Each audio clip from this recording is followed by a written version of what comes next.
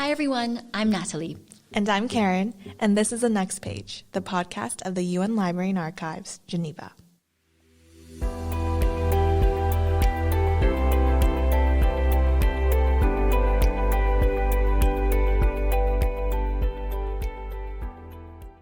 Hi there, Karen. Hi, Natalie. Today's conversation is on techno-diplomacy. And while technology has been a big part of how we work already for many years now, the COVID-19 pandemic has definitely impacted how we work at the podcast and also at the library and archives. And so it's interesting to consider now how multilateralism is evolving as technology accelerates. Yes, absolutely.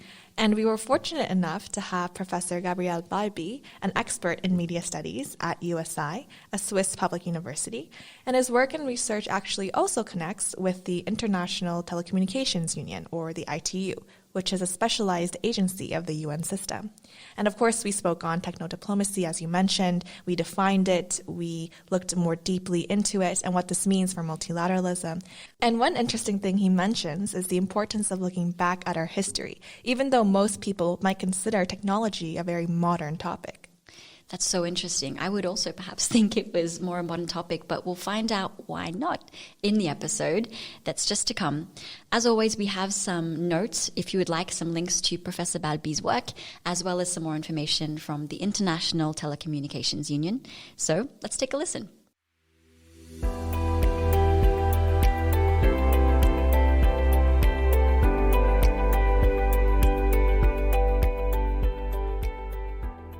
Hi everyone. Today we are here with Professor Balbi, who is an associate professor in media studies at the Institute of Media and Journalism, Faculty of Communication, Culture and Society at USI. He is also an author, and so we are so happy to have you here today. Welcome. Thank you, and thank you for the invitation. Yeah, so could you please tell us a little bit more about yourself and how you came to dedicate your work and research in media history? I was a young student, BA and MA in Turin in Italy, and I fell in love with media history. I had a couple of dissertations on the history of mobile phone, the history of electric lighting as a medium, and then a PhD at USI Università della Svizzera italiana, USI, as you mentioned, on the history of the telephone. So it's not easy to say why, but I think there are at least three reasons. Reason number one, it's always a matter of supervisors, according to me. So I met the right people in the right time.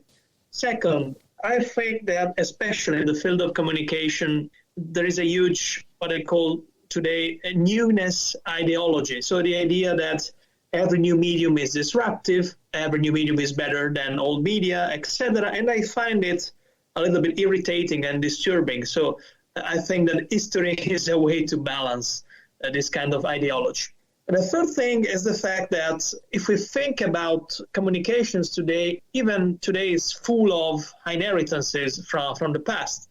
For example, we call the phone something that it's a smartphone, it's still a phone.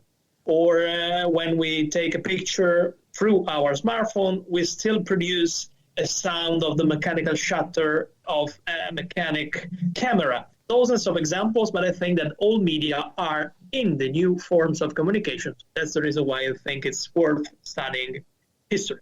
Yeah, that's very interesting and a refreshing perspective, because I feel that especially in the field of communications and even more so in technology, our conversations and our thoughts always lean towards the future and looking ahead. But it's very true that we do have to look at our past to really truly understand what is happening currently and also what will happen in the future. Yeah, I completely agree. I mean, present and future are shaped by the past. And so if we look, for example, today at the internet or mobile standards, they were not invented for the internet, they were not invented for the mobile, but they come from other previous technologies. So if we don't look at the past, we do not even understand them. But also digitalization or digitization, however you want to call it, is an historical process per se. Digitalization of the telephone, for example, started in the 1970s, or if you think about mobile phone, or they used to be called cellular telephone, or even in other ways, it's a technology that were born at the beginning of the 20th century, then reborn at around the end of the 1970s, then 1980s, etc., etc. So digitalization as a long story, as a long history. And without knowing it, I think it's hard to understand the present. That's the reason why I'm also passionate about failures. And if we think about the history of failures, especially with digitalization, it's always amazing how there is a long history of digitalization on the one hand, and on the other, it's not always successful. Yeah, I think very much so. You're right. And I think we saw definitely not the pitfalls, but the disadvantages and sometimes the issues that come with digitalization, especially this past year with everything moving online. So you also recently co-edited a book entitled The History of the ITU, Transnational Techno-diplomacy from the Telegraph to the Internet. And this was published in June of 2020. And already from the title, I'm very intrigued. So I was wondering if you could tell us a little bit more about this book. So first of all, it's a long-term collaboration among a wide group of scholars, let me say. In general, when we think about edited books, there is a kind of people, they send the chapters and the editors assemble all these chapters. This is not the story of this book, because our book is a different story and is based on at least 2 different workshops. We had one workshop in Geneva at the ITU headquarters, one workshop in Luxembourg, the first one in 2015, the second one in 2017, if I remember properly. And we discussed for a long time the approach, we discussed for a long time the chapters, and that's the reason why I think it's a coherent book and a collaborative effort. Thematically, it's a book, essentially, as the title says, on the role that ITU had in shaping and guiding communication the last century and a half at least. So it's a book on the ITU, first of all, the ITU as the first international organization ever, an organization devoted to manage communication at global level since the beginning. It's a book on intermediality because it's full of several technologies, telegraph, telephones, cables, wireless, radio, television, satellites, mobile phone, internet, and several others. So we have different technologies treated all together, which is not always the case. And it's a book with a global perspective. We have chapters on the United States, chapters on Europe, chapters on Africa, Asia. So the whole globe, we could say, is covered. And then, of course, it has an historical perspective. So the main goal is to identify long-term strategies of the ITU, starting with the foundation of the ITU, 1865, and even before, to the contemporary times with internet governance and with the rise of the internet. Yeah, and I think it's really telling that that the first IO that was created was centered around global communications. Which is always surprising to me because there were technologies older than the telegraph. The ITU was established because of telegraph flows and telegraph networks. For example, trains were older, but I think that telegraphy was so important at that time because it allowed for the first time high-speed communication. And so not only at national level, but also at transnational level, creating a few problems and a few opportunities, of course. And that's the reason why I think telegraphy was the first technology of communication managed at global level. Yeah, that's right. So we also briefly touched upon this a little bit before, but when we speak about media and digitization, we often look towards the future, and if not the present, always exploring our current capacities and the ways we hope to further advance those in the future. But like you mentioned, could you also elaborate more? Why is it so important to study the past and the history of media? Several reasons, I would say, and I always say to my students that it's important to study history because they have to understand the present. And the present is made by the choices that we decided to take in the past. We always tend to think that communication is a discipline just related to the future, which is absolutely the case. We continuously say ways in which we will communicate, new technologies and whatever, but this future is based on the present. Even prophecies of the future are based on the present, according to me. Try to have a look at the prophecies of Bill Gates at the mid of the 1990s, and Bill Gates himself imagined a future which were much more similar to the 1990s future than the future that we have today, because it's impossible to forecast completely the future. It's impossible to understand the ways in which we will communicate even in 10 years. And I would invite, for example, listeners to think about a future without a smartphone. Can you imagine it today? It's hard to imagine. While if we will have this podcast in 10 years, let's say 2030, I will see that probably there will be different forms of communication that we were not able to imagine today. Yeah, I think because of the speed at which so much has accelerated and technology has modernized and grown just in the past couple years, maybe at most decade, it is at the same time so difficult to imagine a world before the internet, before the smartphone, but those things, that time really did exist. And actually that time existed much longer than when we had those things. So it's quite interesting to think about that. Yeah, this does not mean that history is not necessary. I think it's even more necessary because you have to be aware of the times in which the internet was not there or the times in which the internet was there, but with completely different goals and tasks, for example. So the technologies of communication themselves, they evolve and they change over time. And history is the discipline of change because it's the only discipline able to see how things evolve in time. One of my favorite argument for students in communication. You know, that's wonderfully put. And I think we often forget that digitization and technology and communication was and is a gradual process, and it didn't happen overnight, clearly. And so we have to really always think about the past because it really does inform our present and future. I agree. Yeah, so here on the next page, we love to explore the topic of multilateralism through many different lenses, and I'm particularly excited to learn about its role in techno-diplomacy.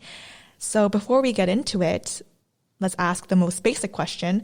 What is techno-diplomacy and why is it important?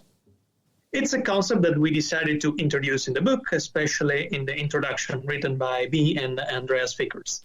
And techno-diplomacy has two concepts intertwined that is heard, let's say. Concept number one is standardization. Concept number two is regime of regulation. I tried to explain these two ideas before.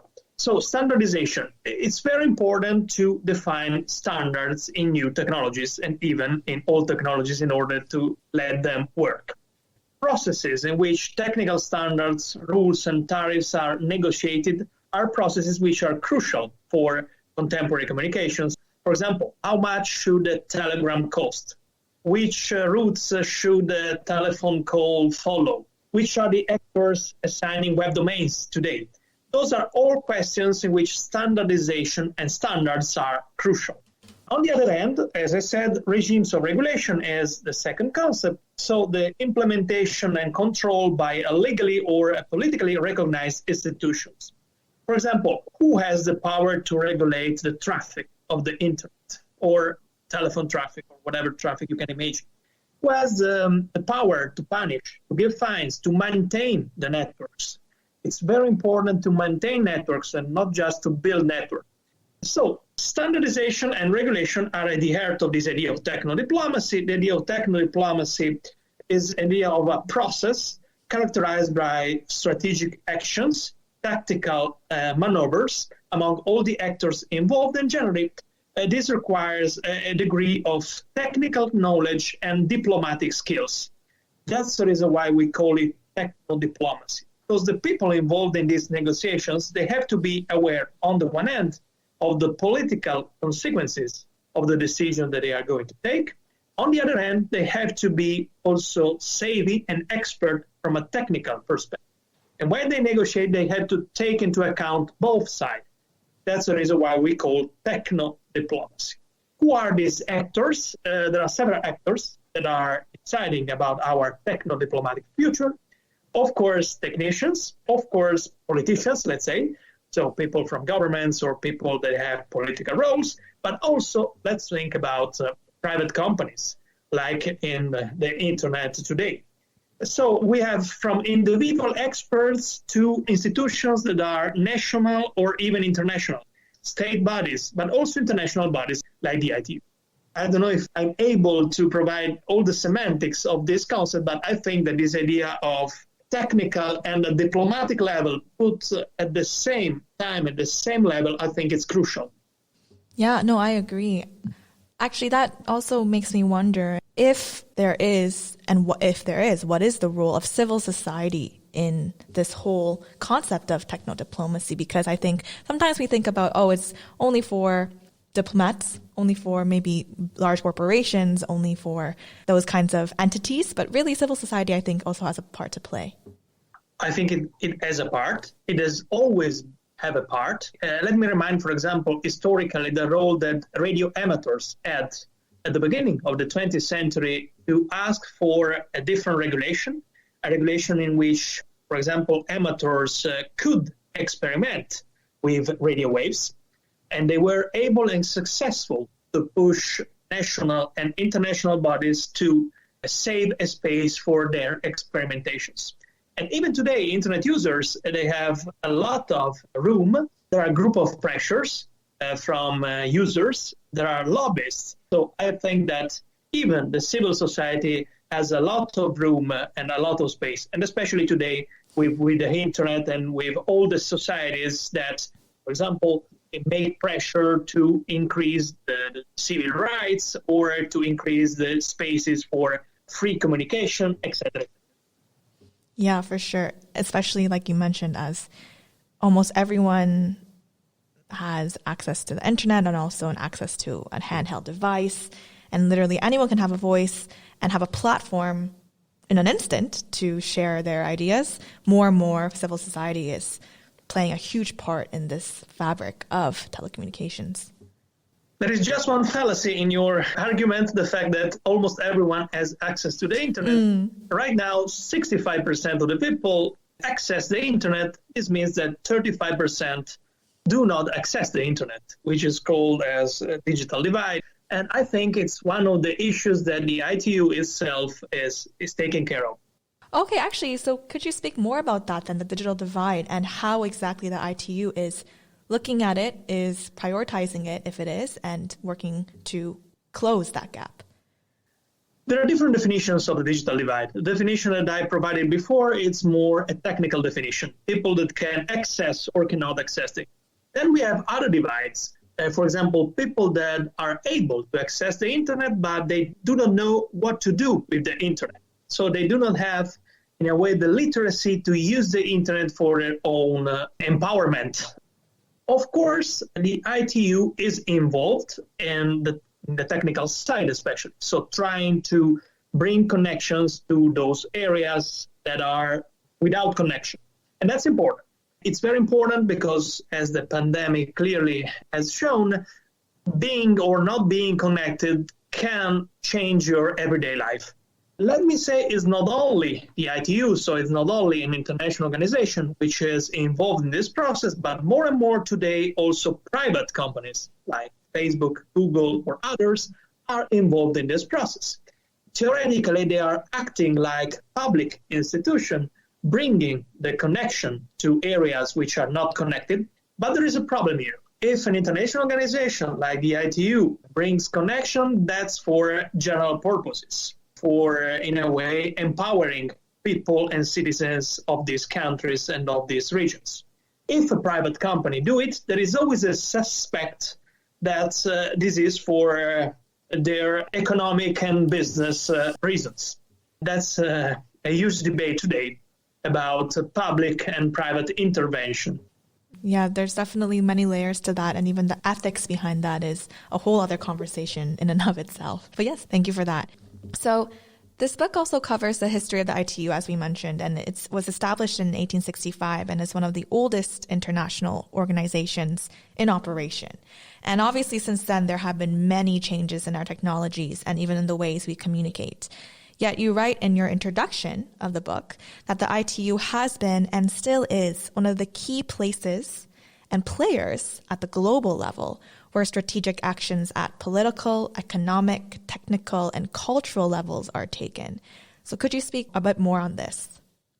Yeah, in the book, we claim that ITU is an actor, an arena, and an antenna. So maybe we can start with these three ideas. An arena. ITU was and is a crucial place, we could say a hub today, that's a popular keyword, for negotiations of regulatory regime in the field of telecommunications. So it was physical space. Let's think about all the conferences, the plenipotentiary conferences of the ITU, but also a virtual space, because there was a continuous correspondence on paper in the 19th century and today more digital among different people at different national levels. Or, for example, another interesting virtual place to me is the Journal Télégraphique, and today the periodic publication of the ITU. It's a virtual place where people could exchange opinions. So that's the reason why we call it arena. Then we call it actor, because among all the actors that were confronting at that time, or even today at the ITU conferences, as we mentioned before, technicians, politicians, or entrepreneurs, the ITU itself is a player in this game. For example, ITU had and still has a key role in regulating, standardizing, or maintaining international telecommunication networks. So it's not simply a place and a virtual place for negotiations, but also a place where new ideas and new cultures of regulation can emerge over time. The second layer is what we call antenna. So ITU as an antenna. So let's think about an antenna for telecommunications able to pick up messages and to bring to international discussion national or even regional issues. So the ITU was able to do it over time. Let me give you some examples. Technological transfer to developing countries was debated at the ITU, and the ITU was able to impose its own vision over time. Or the vision of future technologies that we discussed before. So the idea of how we will communicate in the future. It's very important to deal with communications during war periods. How to communicate in special periods in which countries fight each other, but at the same time they have connections through their telecommunication networks. What to do? Should we shut down communications, or should we keep on doing networks and infrastructures, maybe in order to bring peace back? So those are a few of the examples that, according to us, are able to frame the ITU even as an antenna. Yeah, I really like this imagery of the ITU being an antenna. I think that is a great way to visualize and also describe the role of the ITU and the aspect of techno-diplomacy and just global communications at large. It's a form of techno-diplomacy, right? So the idea of antenna is embedded in the idea of techno-diplomacy, because here we have the ability of technicians and of diplomats to, in a way, receive, to process, and to reshape ideas of communication. So I think it's at the core of the idea of techno-diplomacy. Yeah, great.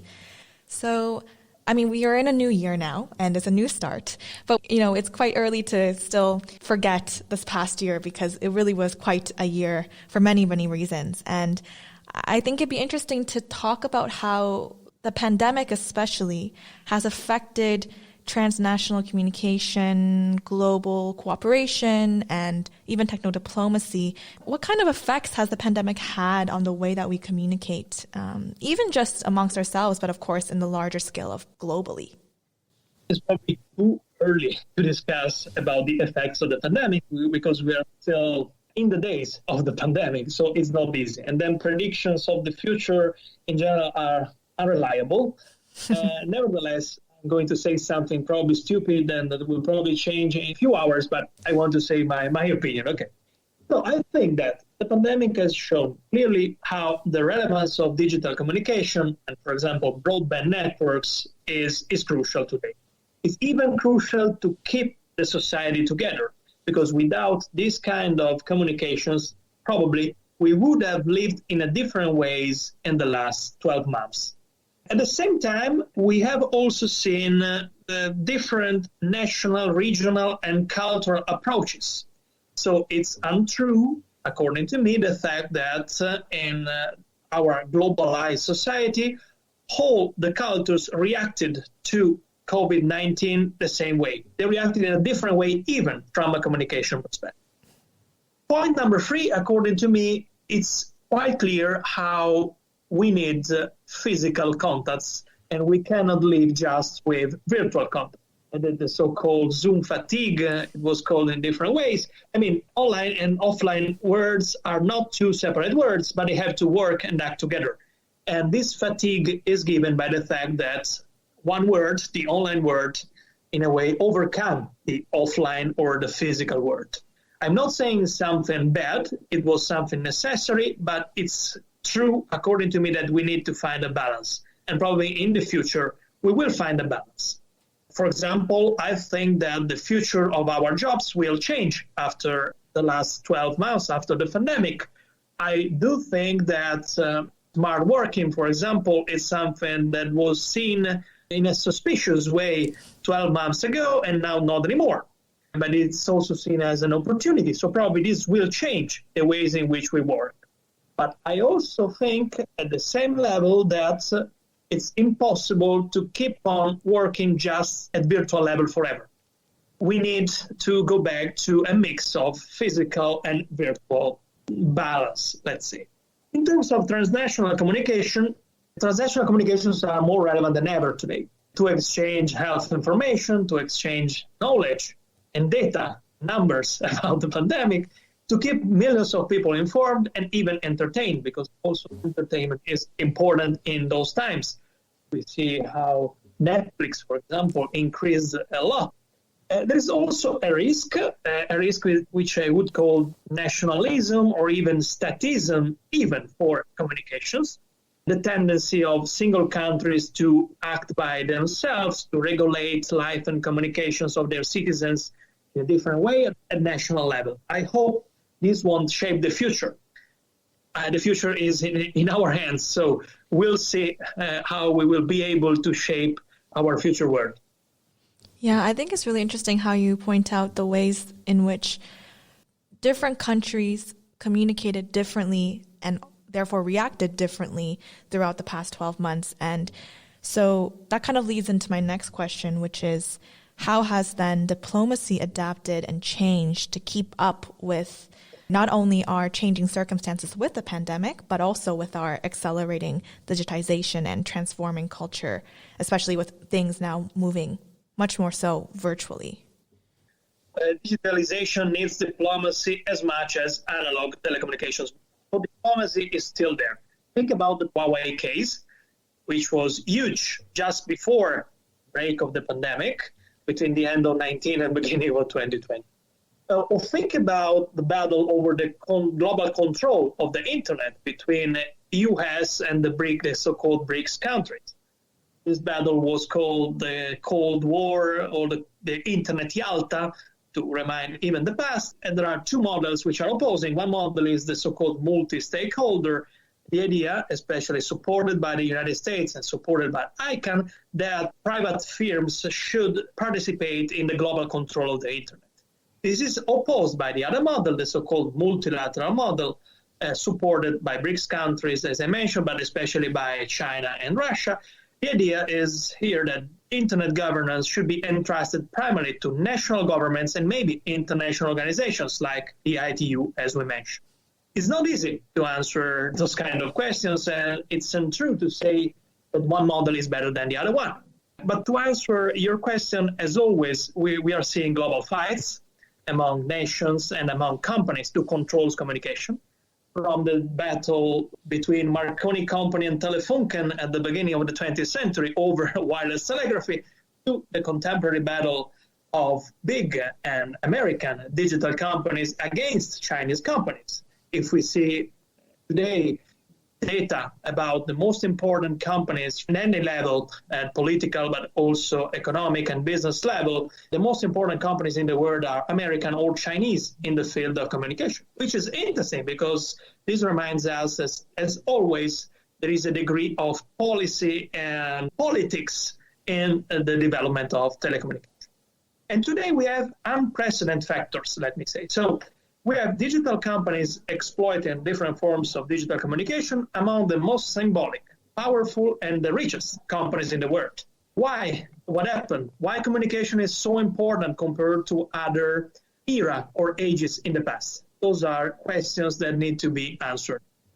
Yeah, that's really insightful and something to think about. So before we close, this is just a kind of almost a personal question I thought of just now, but I think especially this past year, we have been seeing not only the pandemic of obviously the virus that is COVID, but also the battle of fake news and misinformation, and even just media literacy and how that also affects the way that people perceive information, people decipher truth, et cetera, et cetera. So I just wanted to hear your thoughts about this and how you see how we can go forward with this as communications only continue to evolve and spread as quickly as they do. This epidemic of misinformation and fake news will only also accelerate. Let me say first, it's not the first time in which misinformation is a crucial aspect of our society, because misinformation, frankly, was born with humans. And humans has always communicate in a proper way, but also they always communicate in order to shape, to have a reaction from other people. So in a way, misinformation is information itself. Second point, as we know, today we have technologies that are able to spread misinformation quickly. There are some, for example, metaphors like the virality of information, which is quite important today. The word virus itself has to do with chemistry, bodies, but also computers. And the ways in which computers reshape the word virus needs to be taken into account. What to do? Not easy to say it. What private companies are doing? They are fighting against this misinformation. They are fighting against fake news. We have seen very recently how Twitter took a very unprecedented and relevant decision, decided to ban a US president from its platform. They can do it because even the president of the United States signs contracts, and in this contract with Twitter, for example, it's clearly written how they should prevent fake news and they should prevent circulation of wrong information. On the one hand, so it's written there. On the other, of course, it's a political act from a private company. Where is the balance here? I think that more and more in the future, also public entities, public bodies should fight against misinformation, should fight against fake news, should find ways to put this idea at the center of their agenda. And to have public organization fighting misinformation is, according to me, a huge service to our society. Yeah, thank you so much for that. So any final thoughts before we close? And if you would like our listeners to take one thing from our conversation today, which was so rich with so many different thoughts and topics, what would that be? Probably the fact that communications needs to be regulated.